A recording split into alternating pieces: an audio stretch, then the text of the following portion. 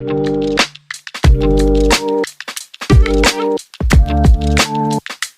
everyone and welcome back to Career Talks with German Portals. This is Raghav and today we have with us a very interesting guest and a good friend of mine, Divya.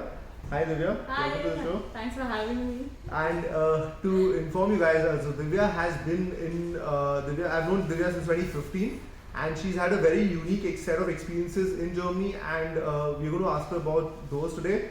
What are those experiences? Two unique experiences. One is that she's actually done an au pair year here in Germany, and the second one is that she's studied to be a vet. So I really haven't met anyone else in my life, particularly the long years over here, who's actually gone through these particular sets of experiences. So Divya, great to have you here. Thanks for having me. I'm glad to be here. It's our pleasure, Divya.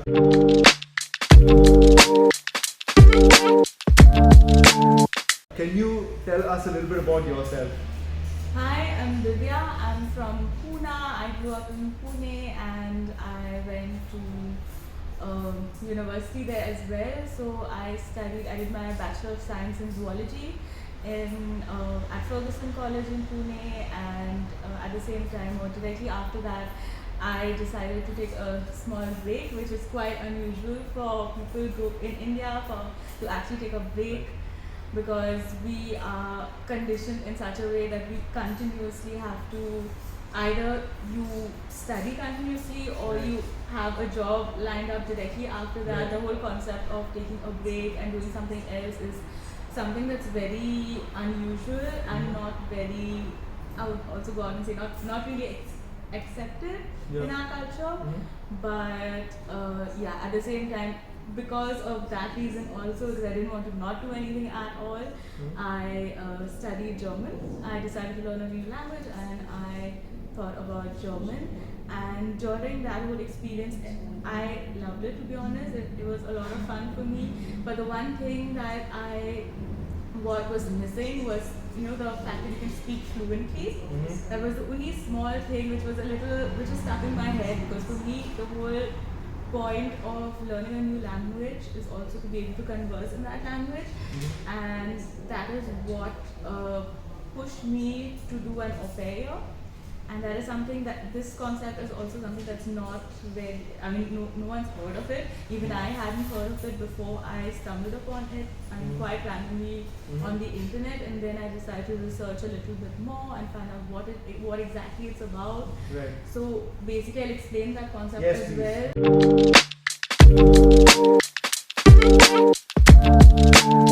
What is the au pair year about? Yeah, exactly. So it is basically and sort of an exchange program, but not really. It's like a one-sided exchange program, if you will. And the main goal of an au pair year is to improve your language skills. Okay. So this concept is very common in the Western countries, and in Europe it is pretty widespread. Like many people who I know over here have done that. Like usually they do it after school, and so then I decided to try it out and research a little bit and then try it out, and then so bringing this concept in front of my family was a little bit of a task, because you can imagine how it was. They were like, a girl going abroad for the first time and living with a different family, you don't know the kind of people they are, you don't know what it is. So initially there was... What if she likes them more than us? I don't think it was that bad about that. But then they had their reservations, but at the end of the day they did trust me, and which I'm very, very thankful about. And I registered myself on an au pair website. Just a question here though. What can you describe in brief what exactly is there about au pair year? Yeah, exactly. So basically what it is, you will be put in a family, as in which you select on your own, and you go to language classes. Okay. So that's about maybe a couple of times in a week. And at the same time, it's sort of an exchange. So in the remaining part of your time, you will help the family out, and it's mostly you go to families with kids. So you babysit and maybe drive the kids to to school and at the restaurant, and you get paid for it, of course. You Right. get like a certain amount. There's like a minimum fee that you get paid. Okay. And of course you get like, you live at the house, like you don't have to pay rent, your food is sorted out, most of it, almost everything is sorted out in that way, and you go to language school a couple of times Okay. a week. Mhm. And yeah, so that is like the basic concept of having of the au pair or au pair in German. Right. And yeah. Okay. So that's the basic concept. Alright. And not only that, like the other thing that also helps is definitely you start conversing with the family. Of course. Yeah. And that's the way you pick up the language really fast. Mhm. And not only that, even when you go to language school, everyone else over there also is studying German, Mhm. and they come from different parts of the world. Mhm. So the big difference is that even during breaks and stuff Mhm. like that, if you want to converse with these people, many of them don't know English. They Right. don't speak the same languages Right. that you do. So Right. you're basically forced to converse with them in Right. the language that you're actually learning, which Right. later on I realized was a big help and one of the Right. big things that really Right. pushed me to improve my language. I understand.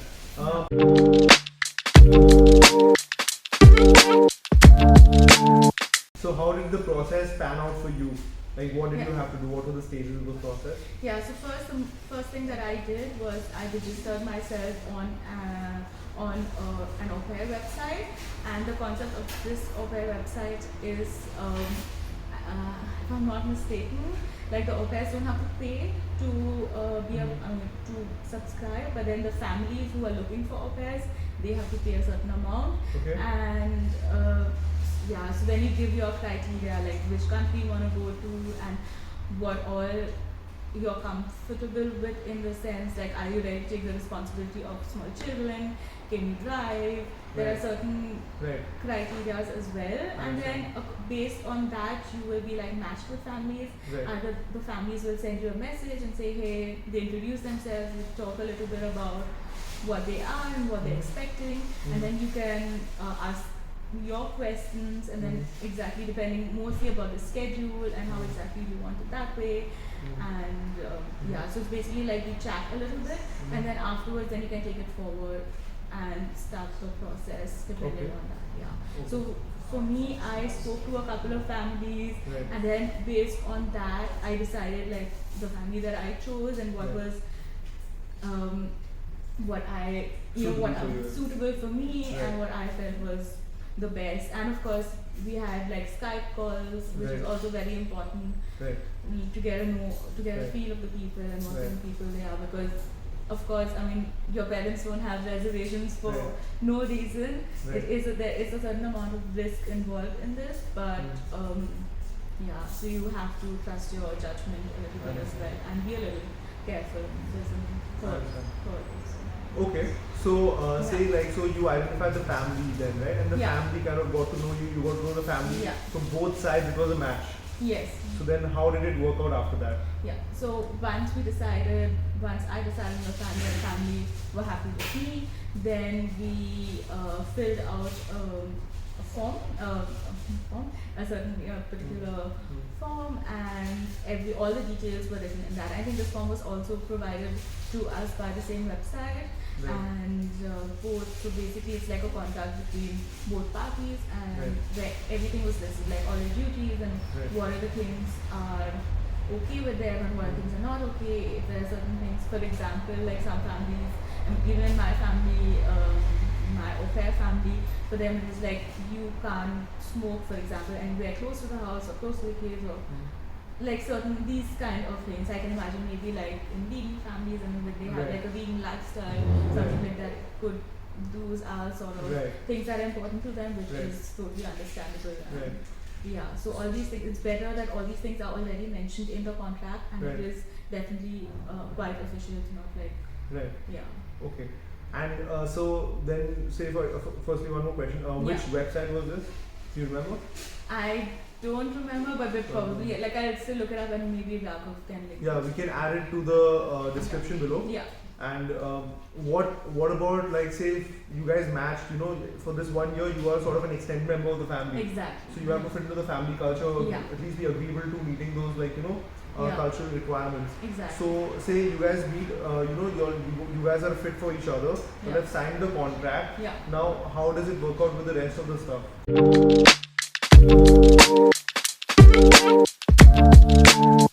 Yeah, so then once we signed the contract and everything, then I applied for the visa in India itself. And if I'm not mistaken, there is an option to apply for an au pair visa, Correct. which I have seen, and that is the exact thing that I applied for and went through the same process. And I had to go to Mumbai to the consulate, and I had an interview and the standard visa.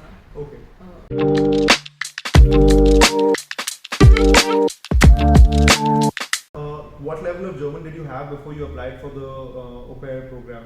I did my B2.1 before that. Yeah. Alright, but do you think it is possible for someone with like an A2 or B1 already to apply? Of course, 100%. Yeah? Yeah, definitely. And in this point, I would also like to say that while applying to be an au pair, your language, the languages that you know are also mentioned over there. So if you're at a lower level, not very confident with your speaking German, then you have to mention, I mean, it's obviously better for you if you mention that you prefer speaking in English for a little while at least, because your German is not very strong or you're not very confident with it. I understand. Yeah. Okay, so it's a part of the form that you fill out. Yeah, exactly. Okay.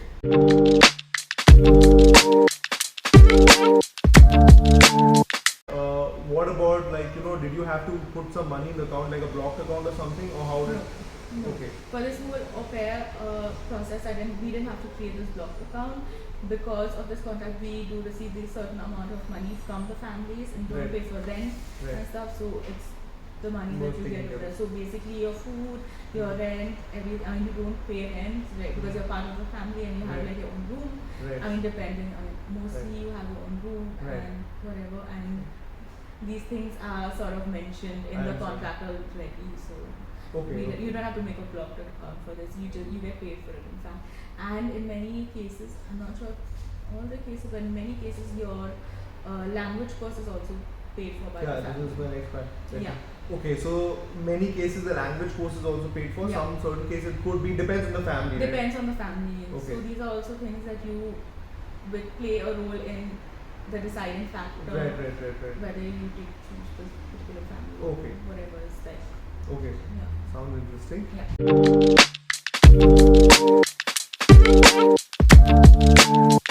How does the day of an au pair look like? Yeah, so in my family, they had 4 kids. Big family. Yeah, it was a big family. So basically, taking care of the kids was juggled between my guest mother and me, and we divided ourselves, like dropping the kids at different schools because of the varying ages that they had at that time. So mornings were basically get the kids up, get them their breakfast, and take them to school. So I used to drop 2 of the kids or 1 of them to kindergarten, and then the mom would take the other one.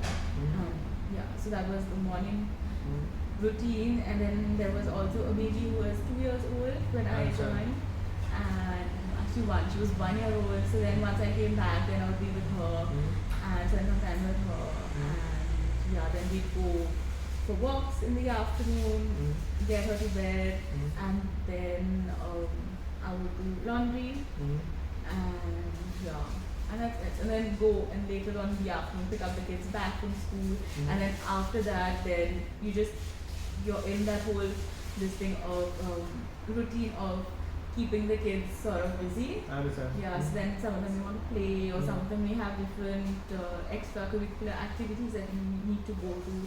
So that was basically like a juggling thing with my au pair mother. We would like divide ourselves, and you can go drop this one, or you can stay with one of them home till I do that and come back. And and then in the evenings maybe I help with getting food ready as well. And okay, so like say like helping managing the house as well as like the kids. So kind of like an added support on in return for like kind of helping practice your German, getting an experience of living here, all of that, right? Exactly. And these are also things that are that help you later on. I mean, I realized that later on because quite often when you grow up in a family in India, everything is done for you, Correct. and which is not the case over here. So Correct. over here it was more like you have to do your own stuff as Right. well, and Right. you learn to be more independent definitely. Right. And then coming to a different country, Right. and then learning to go to navigate in the city and use public transport. I mean, all this was quite new to me. Right. And yeah. Okay.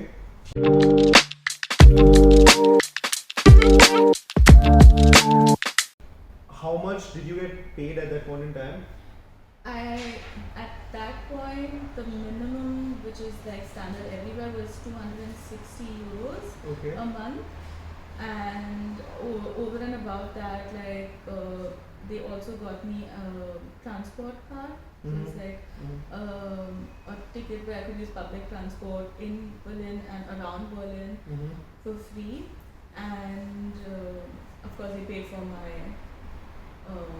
German classes as well. Yeah. Okay, so this 260 euros was only for your expenses on Yeah. yourself, right? Yeah, it is the minimum. Yeah. Right. So today, I would believe that today it is going to be more because the minimum wage has also increased massively. Yeah. Meanwhile, it's going to be touching 520 euros a month for like for the mini job, which is of about like about like 45 hours or so. The hourly wage has increased to 12 euros. Is going to be increasing to 12 euros October onwards. So this salary that you're going to be paid is also going to be accordingly increased. Yeah. The exact amount though depends also on the family most likely. Yeah. Right? Yeah, it definitely depends on the family. Because some families either they pay the minimum and then on top of that pay for your classes, or it could also be that they would pay like a higher amount, Right. then you have to take care of your classes, Right. and depending on where you are going.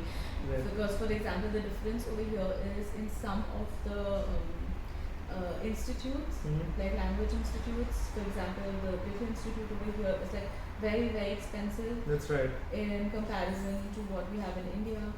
And so, for example, over here I learned German at the Volkshochschule, which is like way more cheaper. Right. Yeah. The community learning center more or less. Yeah, Folks exactly. also, Yeah, exactly.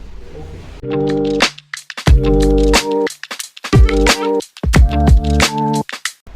What about free time? When do you get your free time? Yeah, you do get a certain amount of vacation time as well. Right. Your weekends are usually free. Weekends are free. Yeah, Entire weekends weekend. are free. Yeah. Okay.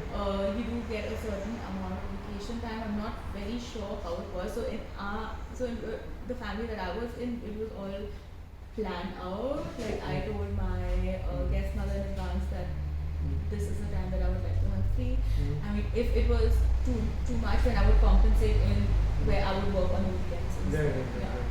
So I understand. that way, so it depends on your family. Either it is all really exactly by the contract, or you could like it could be a little flexible as well. Right. Depends on the Depends. family.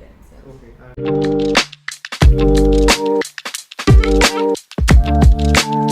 I think for me it was like a big learning experience. I learned so much Right. about myself when I Right. did this. Right. It was the first time I got out on my own, first time I traveled on my own, got through difficult situations. I don't remember them right now, but then Right. there were times when I was like confused and not sure about how I'm supposed to do stuff, but then it was a great learning experience for me. For sure.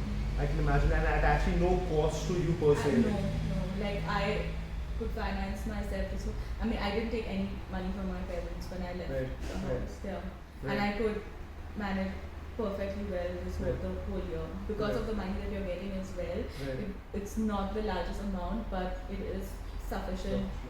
Yeah, for sure. Especially if you want to travel, because that's the main purpose of doing this as well. Like you learning about yourself, getting out of your comfort zone. So I used this one whole year to travel as much as I could, see places as much as possible, because I already booked my tickets to come back to India as well. So I knew I had like a limited period of time, so I used it as much as I could. I understand. Yeah. Okay. Just to add a point over here, so Germany has according to German employment law, you cannot have less than 24 paid holidays in a year. So the au pair program, I mean any sort of employer, be it like a formal employer or a company or even an au pair family, will eventually be needing to at least offer you 24 working paid holidays, and if not more. That totally depends on the family or the company. So this is just to be noted for, like, apart from the weekends, you know. So